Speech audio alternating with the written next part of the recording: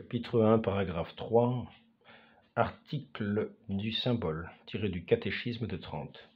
Les vérités que la foi chrétienne enseigne et que les fidèles sont obligés de croire fermement, soit en particulier, soit en général, sont assez nombreuses. Mais la première est la plus essentielle de toutes, celle qui est en même temps comme le fondement et le fait de l'édifice, et que Dieu lui-même nous a enseigné. C'est l'unité de l'essence divine. La distinction des trois personnes et la diversité des opérations que l'on attribue plus particulièrement à chacune d'elles. Le pasteur montrera que toute la doctrine de ce mystère est renfermée en abrégé dans le symbole des apôtres.